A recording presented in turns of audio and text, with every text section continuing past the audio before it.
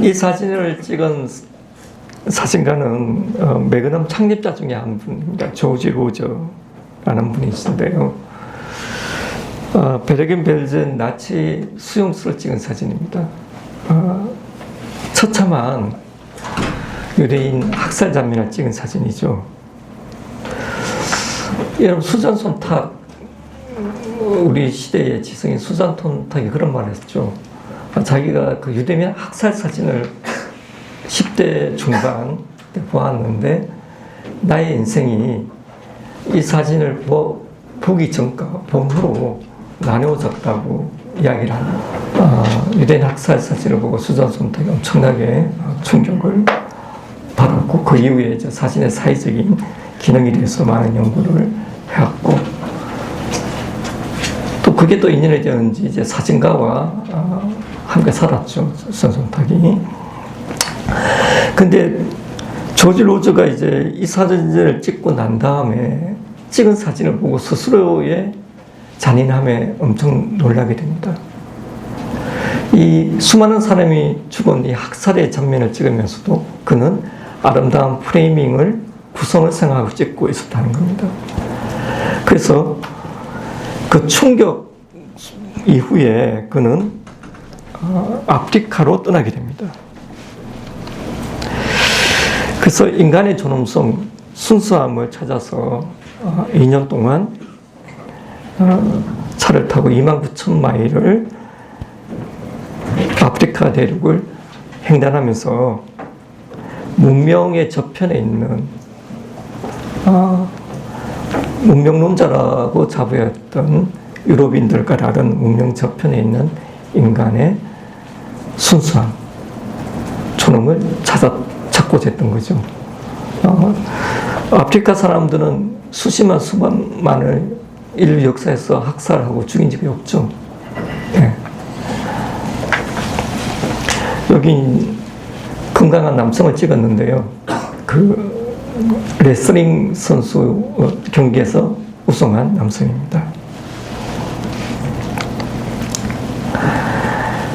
건강한 아프리카 여성을 찍은 건데, 이거는 남성이 여성에게 이제 구원을 하는 그런 장면을 찍은 사진입니다. 예. 남성보다 아주 위대하게 여성을 찍었습니다. 그죠? 당당함, 건강함이 느껴집니다.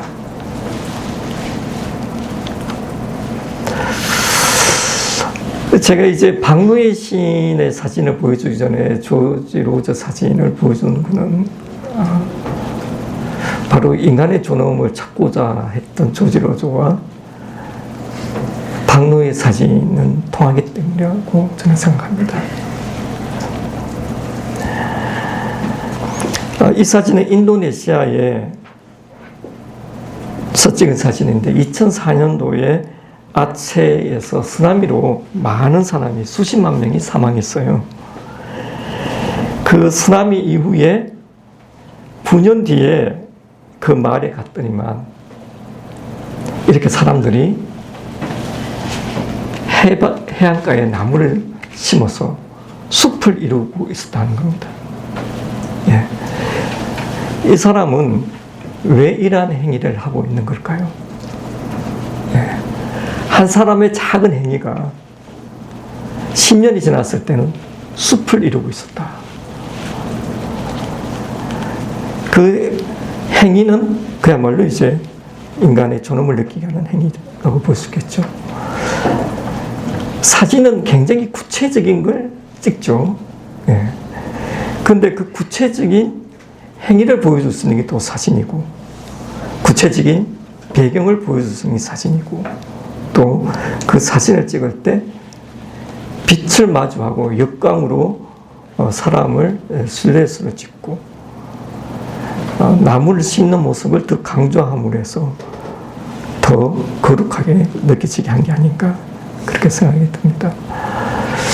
특히 다큐멘터리 사진에 있어서 그 사진에 찍혀져 있는 상황, 그 사진에 찍혀져 있는 맥락 속에서 보지 않고 사진에 찍혀져 있는 이미지만 봐서는 안 된다는 거죠.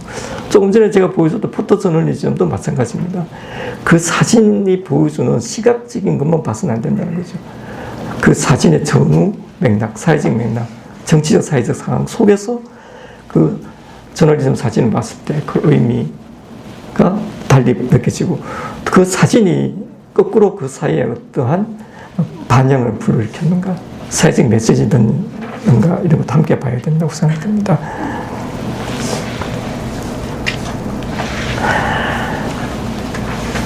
이 수단의 누비아 사막에서 찍은 사진인데, 여러분 사막은 나무가 자랄 수가 없잖아요. 사람이 살 수 없는 곳이잖아요.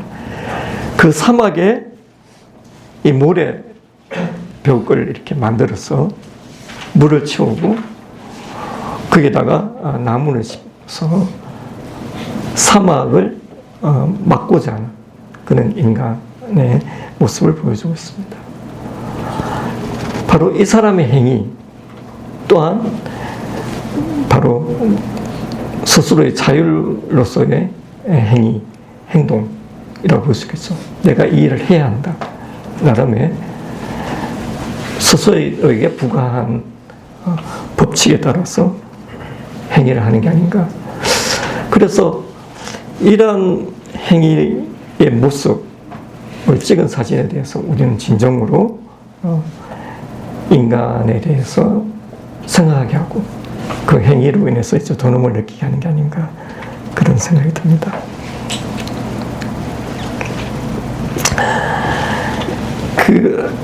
라오스는 우리나라와 비슷하게 산의 나라라고 합니다. 평야가 드물고 산이 많은 나라죠. 그러다 보니까 가난한 사람들은 자기 한 평의 땅도 가지기 어려워요. 그러니까 산에다가 이제 화전이죠. 화전민들이죠. 불을 해서 나무를 솎아내고 농사를 지어야 하는, 가난하기 때문에 가장 깊은 곳에, 가장 높은 곳에 올라가서 살 수밖에 없는 고산족들. 어떻게 보면 가장 가난하지만 삶을 포기하지 않고 그 삶을 지켜나가는 모습을 이제 박노희 시인이 사진으로 찍었습니다. 개인적인 다큐멘터리죠. 저널리즘 사진과 다른 개인적인 다큐멘터리 작업을 보여주고 있습니다. 버마에 가면 이제 버마의 심장이라고 말하는 인내 호수가 있죠, 그렇죠?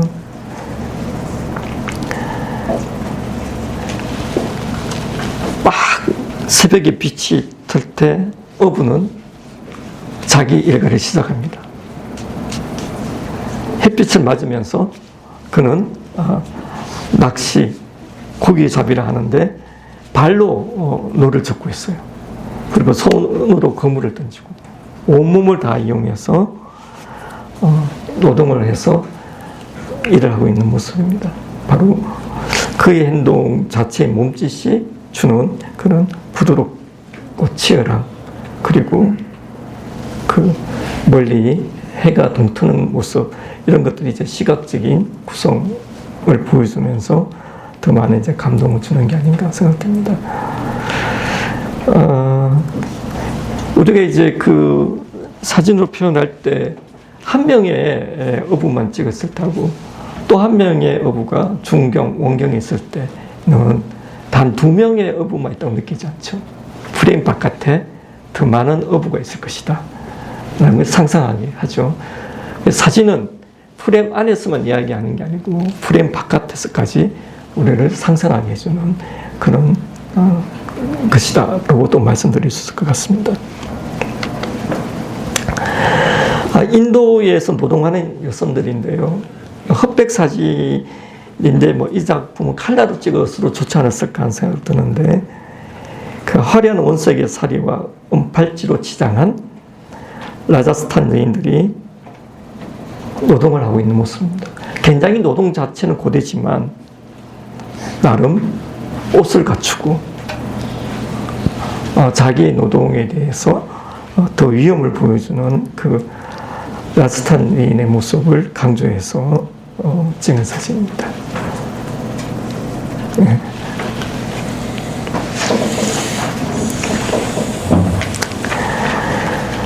파키스탄에서 찍은 작업인데요. 이 어린 소녀는 아침에 일어나면 맨 먼저 버클리를 꼭 안아주는 일이라고 해요. 안아주면서 건강 상태 체크하는 거죠. 뭐 아픈 데가 없는지. 안아주기만 해도 그 동물과의 버클리와의 그 숨소리만 들어도 뭔가 문제가 있는지 없는지를 알아차린다고 말합니다. 그래서 우리가 많은 공부를 하고 많은 지식을 갖고 있다고 해서 하는 행위가 훌륭하고 존귀하지만 않은 것 같아요. 이 어린 소녀는 제대로 된 교육도 받지 못했지만 자기 하는 일에 최선을 다하고 있고 또 동물과 아주 존귀한 생명과 교감을 합니다. 아침에 일어나서. 그래서 이제 우리가 이런 사진을 볼 때 어떤 생각이 드느냐 하는 거죠.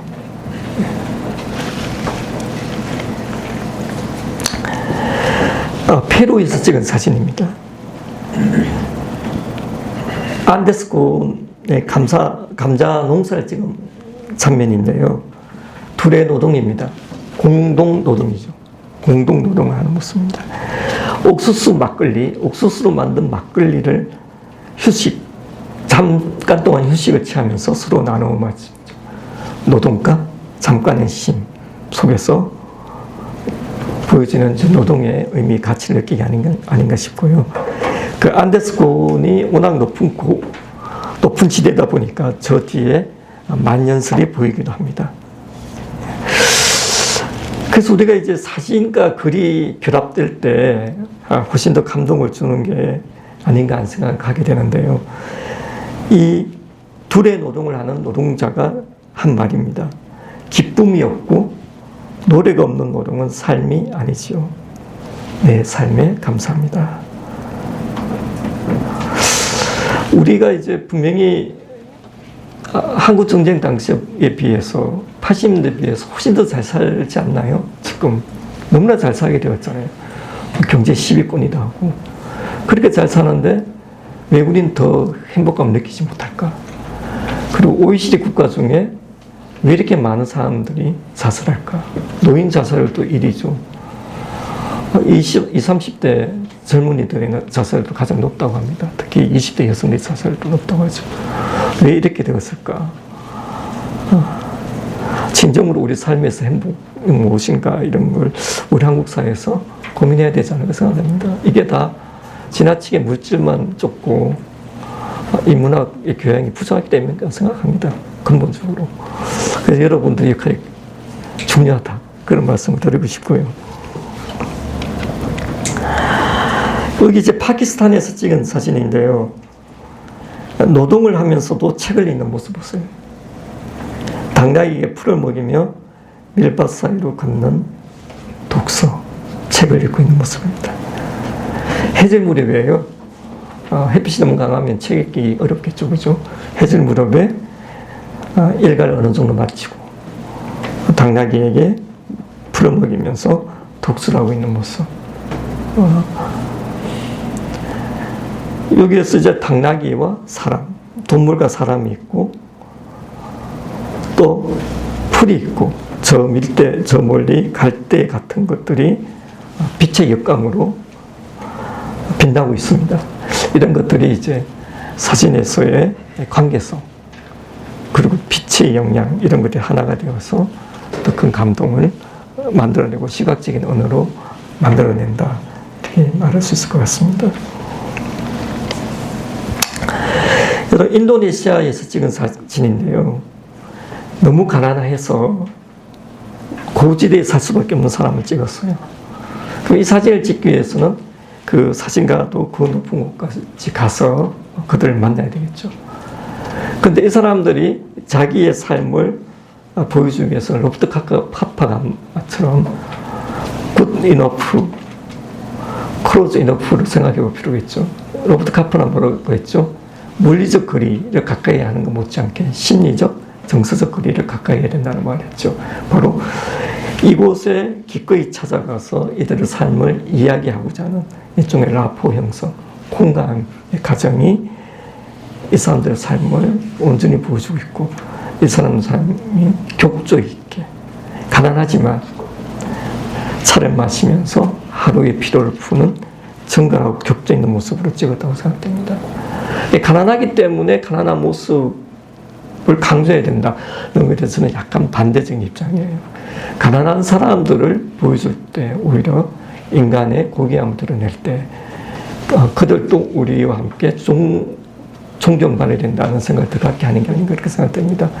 그래서 이제 제3세계의 어려운 모습을 보여주기 위해서 많은 사람에게 모금을 하기 위해서 아주 힘든 모습을 강구를 하는데 저는 이제 거기에 대해서 약간 좀 반대하는 입장이에요. 근본적으로 그 사람들을 도와주는 게 있을까요? 그것이 그런 생각을 많이 하게 됩니다. 여기 이제 하루에 가장 좋은 즐거운 시간이 가족들과 함께하는 시간이라고 그랬잖아요. 차가 끓고 있고 그 차를 끓이기 위해서 물을 덮이는 그 그릇은 너무나 작아요. 그래서 탐욕의 그릇이 작아지면 삶의 누림은 커지고 우리의 삶은 더욱더 넉넉해진다라고 이분들이 했다는 거예요. 너무 감동적이지 않나요? 우리는 조금 더 많이 갖기 위해서 이렇게 아기다툼을 하는데 이분들은 바로 이런 가족들과 함께 나누는 시간을 가장 행복하게 생각하고 있는데 천장에 빛이 흘러 들어오고 있어요. 이 빛이 주는 스포트라이트의 의미도 훨씬 그 가족의 함께하는 시간을 엄숙하고 고귀하게 만들어준 게 아닌가 그런 생각이 듭니다. 그 시라에서 찍은 작업인데요. 페트라 6세기 위대한 건축물이죠. 그 페트라의 후손인데 이 소녀는 골동품을 판매하는 너무나 가난한 소녀입니다. 제대로 교육도 받지 못하고. 그렇지만 그 페트라의 후손으로서 꺾이지 않는 기계가 느껴지지 않잖아요. 느껴지죠? 자세, 눈빛, 표정 이런 데서 나는 지금 가난하다고 날 무시해서는 안 돼. 나는 비록 골동품 팔고 있지만 나는 페트라의 후손이야 하는 굉장한 그런 자부심을 느끼게 하죠. 이 어린 소녀에게서마저도 그런 것들을 보여주고자 한 사진가의 시선, 관점을 느낄 수 있지 않을까 그렇게 생각됩니다. 여러분, 이 페루에서 찍은 사진인데요. 안데스 가장 높은 지대에 깨로족이 산다고 합니다. 이 깨로족은 500여 년 전에 스페인과 잉카의 최후 전투에서 피하고 숨어 들어갔다는 거예요. 도망가서 더 이상 쫓아올 수 없는 아주 높은 지대로 도망간 거예요. 산소조차 부족한데 그런 곳으로 도망갑니다. 근데 그 깨로족의 지도자예요. 그는 그 마을을 다스림에 있어서 공정하게 다루었고요. 겸손함으로 인격과 신망이 살아있는 권위 있는 사람입니다. 너무나 가난한 부족이지만 그 가난한 부족의 부족장을 굉장히 권위 있는 인물로 딱 찍었어요. 충분히 권위가 느껴지죠.